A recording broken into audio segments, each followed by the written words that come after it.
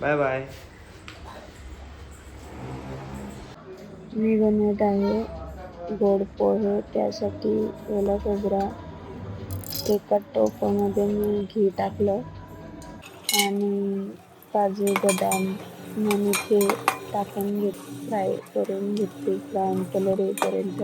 नंतर त्या तुपामध्ये मी गूळ टाकलं. नंतर त्याच्यात ओला खोबरा आणि मग ते ड्राय फ्रुट्स भाजून घेतलेले. नंतर मी भिजून ठेवलेला पोहा टाकला त्याच्यात. नंतर थोडं फ्राय करून घेतलं आणि 10-15 मिनिटानंतर ते छानसं शिजलं. मग मी देवाला प्रसाद ठेवला. दुसऱ्या दिवशी त्रिशा आजारी होती तर आईने मंदिरातून हे जेवण आणलं होतं. दुसऱ्या दिवशी उपवास होता श्रावण महिन्यातील सोमवार. तर मी त्रिशा आजारी होती आणि मग मला पण खूप सर्दी झाली होती. मग मी साबुदाणा फुगत टाकायला विसरली. तर पटकन आम्हाला खिचडी पाहिजे होती. 1 तासात मी गरम पाण्यात साबुदाणा फुगत टाकला होता. तर तो असा पूर्ण चिकट झाला होता. मी पाणी सगळं काढून घेतलं तरी सुद्धा ते चिकटच वाटत होतं. मग मी शेंगदाण्याचा कूट चला मी जास्त आता प्रमाणात टाकला बनवल्यात त्याच्यात शेंगदाण्याचा आणि कूट जास्त टाकून बटाटा फक्त म्हणजे व्यवस्थित जेवढा शिजायला मी पाहिजे. घेतला होता त्यातून अर्धाच घेतला, अर्धा नाही घेतला. पण अ, वडे झाला व्यवस्थित प्लॅन झाले. Successful I think. खिचडी नसतीच झाली 100%. खिचडी तर झालीच नसती कारण हे की बघा वडा हलायला लागला खिचडी व्यवस्थित. चिकटच झाली असती. मी वाह शेंगदाणा चलो कूट जास्त गया. टाकला त्यामुळे 1 तास ते पण वडे नव्हतं झाला व्यवस्थित साबुदाणा फुगत झाले. टाकलेला मी.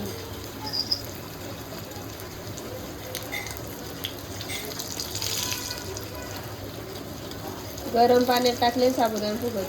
पण तो खूप चिकटच दिसत होता. तरी सुद्धा झालं बाबा व्यवस्थित. झोपली त्रिशाला ना तू? खूप ताप आला होता त्यामुळे त्रिशा झोपेतच खूप आहेत बडबड आहेत करत पप्पा होती. येतील, आम्हाला काय पप्पा सुचतच आहेत. नव्हतं काय हो करावं. येतील येतील. मग तिला आम्ही येणार हॉस्पिटलला आहे येणार घेऊन आहे गेलो. पप्पा येणार. 2-3 हो ठिकाणी झोप तर झोप झोप आम्हाला मी आहे ना. डॉक्टरच नाही भेटले. घरी आहेस आम्ही ना. कारण की डॉक्टर यायचा वेळ असतो मंदिरात 7 जाऊ वाजता. थांब पप्पा आम्ही खूप येतात. लवकर गेलो काल होतो. नवीन औषध आणलेली ती कुठे? आम्ही 3:30-4 वाजताच सिरियसला काहीतरी नाही गेलो होतो. घरात खाण्याला गेलो मग आम्ही. सिरियस 4-5 मध्ये पण नाही मॅडम भेटले. मग आम्ही हे पण दिल्या मग भरतकडे गेलो 2. आणि औषध घेऊन आलो. तेव्हा ती ते साथ झाली. वॅक्सिन दुसऱ्या ड्रॉप ना दिवशी आम्ही तिला दिले. मंदिरात कॉल झाले गेलो. तू औषधात दे त्रिशाची उपाशी पोटी एवढी म्हणजे पाजतो राहू दे. तब्येत ठीक नव्हती पण औषध पिल्यानंतर थोडं बरं वाटलं होतं तिला. मग आम्ही मंदिरात गेलो. गावातच शिव मंदिर आहे तिथे गेलो होतो. आम्ही दर सोमवारी जातो. श्रावण मधल्या दर सोमवारी आम्ही न चुकता जातो. तर त्रिशाला पण जायचं होतं मंदिरात. आम्ही गेलो, दर्शन झालं व्यवस्थित. कारण की आम्ही कॉलनीत वगैरे जातो तेव्हा आम्हाला असं पिंडीचं दर्शन व्यवस्थित नाही होत. तिथे बाहेरूनच दरवाजा बंद असतो असं वगैरे. आणि किंवा काही ठिकाणी खूप गर्दी असते त्यामुळे पाहिजे तसं दर्शन नाही भेटत. नंतर आम्ही गेलो गावदेवी मंदिरात.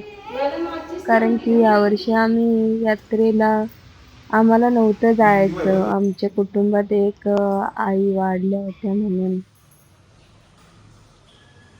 कालच होता खूप कारण की लाईट पण नव्हती.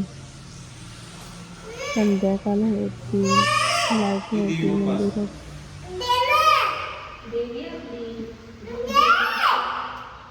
टॉर्च चालू करून आम्ही थोडी लाईट उजेड केला.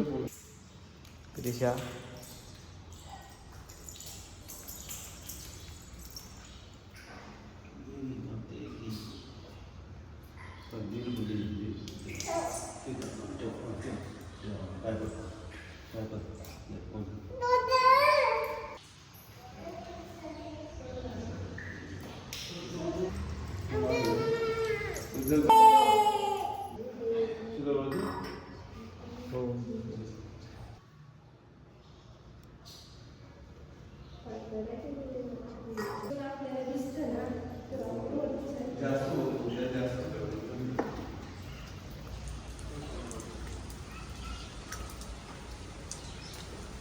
दही अंडी फोडलेली बघ.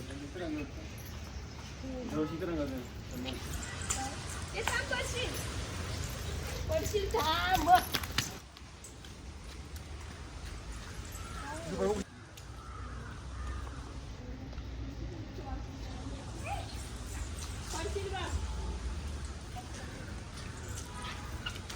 मधून पाणी प्यायचं होते. नंतर आम्ही मंदिरातून घरी जायला निघालो होतो. रस्त्यात मला ना पानं भेटली आलूची. मग मी घेतली आलूची पानं आणि घरी जाऊन आलू वडी बनवायचा म्हणजे स्टार्ट केला. आलू वडीसाठी मी कांदा, लसूण, मिरची, अद्रक यांची पेस्ट करून घेतली पहिले. नंतर पाणी गरम करत ठेवलं. मी चवलीची भाजी, वरण भात वगैरे आणि शापूची भाजी बनवूनच गेली होती. नंतर मग मी हे पेस्ट करून घेतलं. त्याच्यात हे सुके मसाले आणि कॉर्नफ्लोअर, थोडा तांदळाचं पीठ ते मिक्स करून चिंचेचं पाणी वगैरे टाकून नंतर मी पानानं लावून घेतलं आणि त्याचं रोल तयार केलं. नंतर ते शिजवून घेतलं वाफेवर. शिजल्यानंतर थोडं थंड करत ठेवलं. त्यानंतर कटिंग करून घेतले.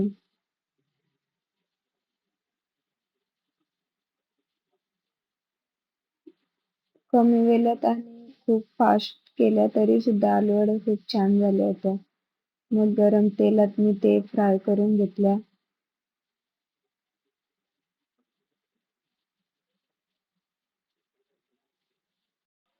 नंतर आम्ही आरती करून घेतली. मग उपवास सोडला आणि त्रिशाला पण थोडं बरं वाटलं होतं. मग ती थोडी खेळत होती छान. तिला त्रिशा, बघून आम्हाला आता पण आपण थोडं बाप्पाला चांगलं विसर्जन वाटलं की करायचंय त्रिशा आता हा. थोडी बरी झाली ठीक आहे ना? आणि खेळत होती त्रिशा. तिचे हे गणपती